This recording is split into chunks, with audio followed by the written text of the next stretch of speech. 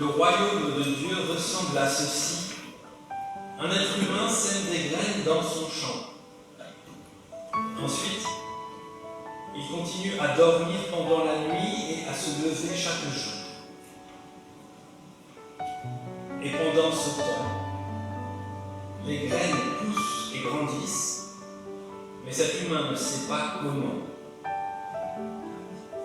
La terre fait elle-même pousser d'abord la plante, puis l'épi, enfin les grains dans l'épi. Et dès que les grains sont mûrs, on se met au travail avec la faucille, parce que c'est le moment de la récolte.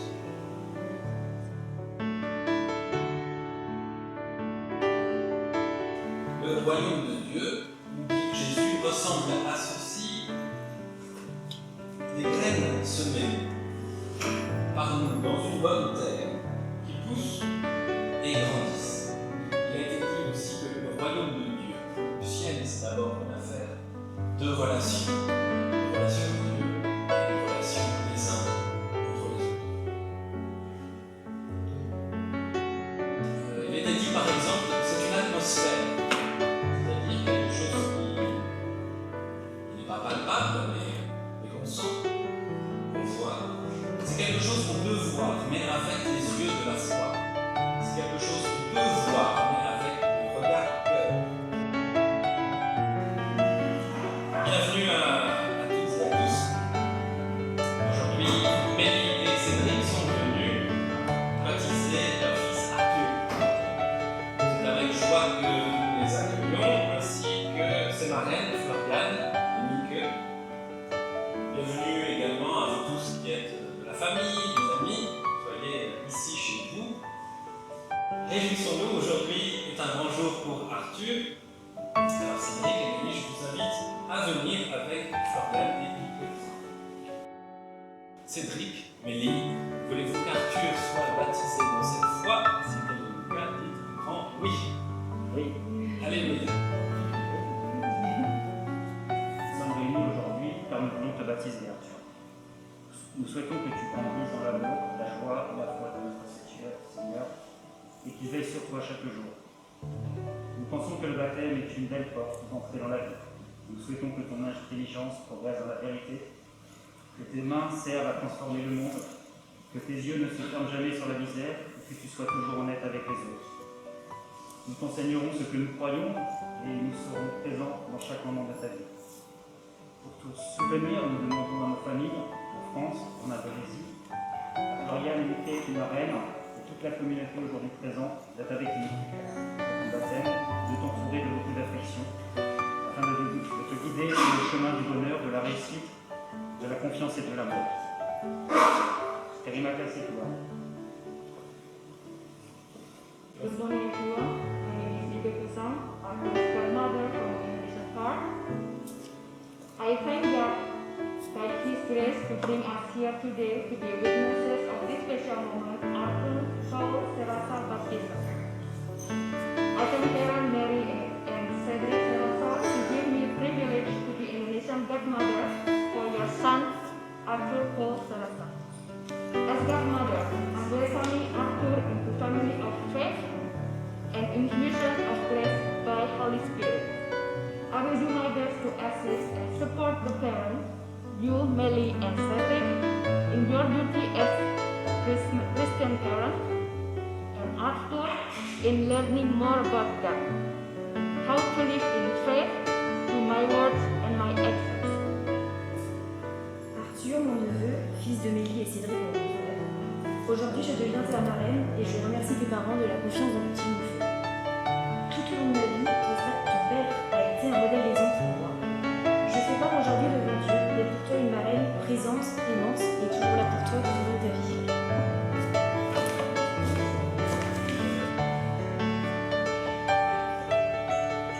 Arthur, je te baptise au nom du Père et du Fils et du Saint-Esprit. Amen. Pour toi, Jésus-Christ est mort et ressuscité. Arthur,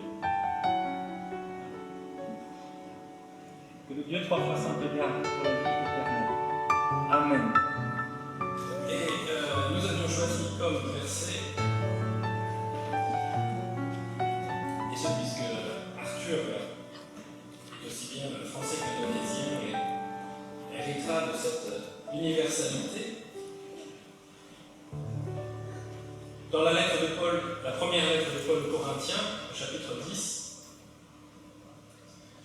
le verset 17, puisqu'il y a un seul pain, nous qui sommes plusieurs, nous formons un seul corps, car nous participons tous à un même pain. Amen. Reconnaissons que nous sommes avec lui une seule et même famille, toutes et tous enfants de Dieu. Priez pour lui, veillez sur lui et encouragez-le, et soyez pour lui des témoins fidèles de l'amour de Dieu. Amen.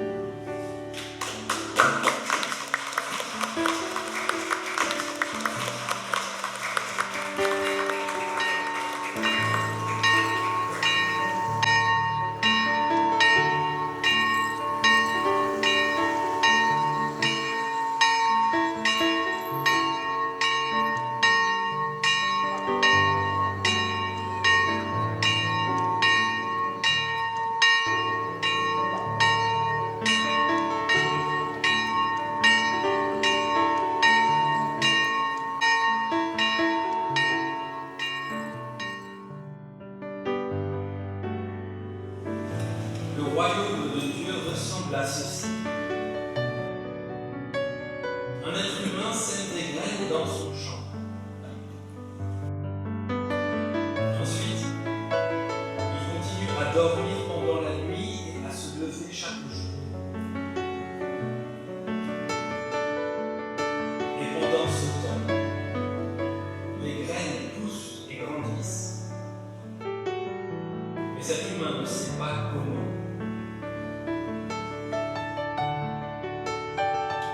Les graines semées par nous dans une bonne terre qui poussent et grandissent.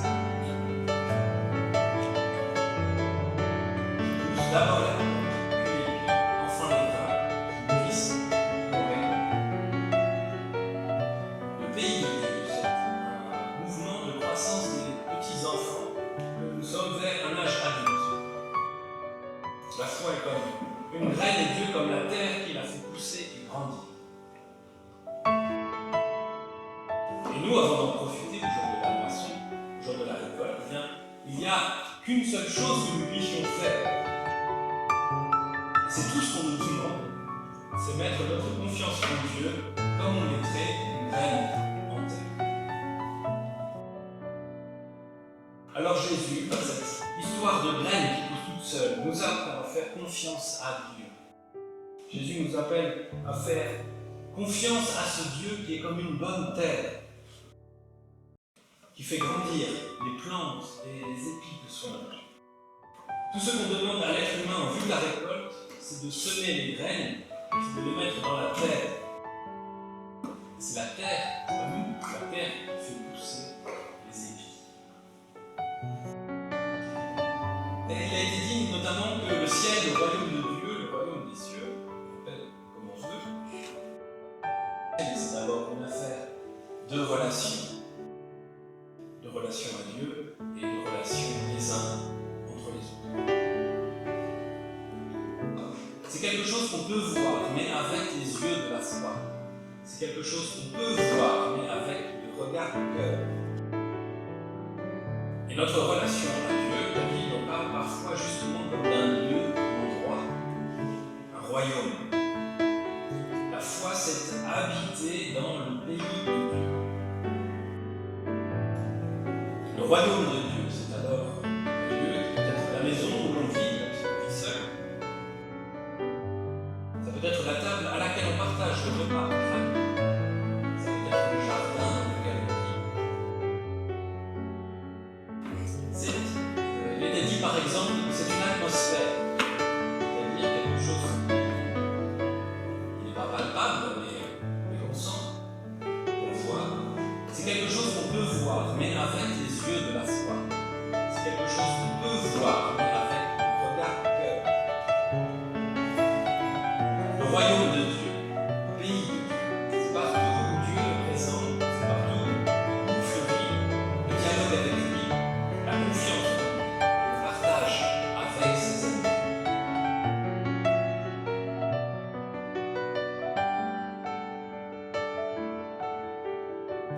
Le royaume de Dieu ressemble à ceci.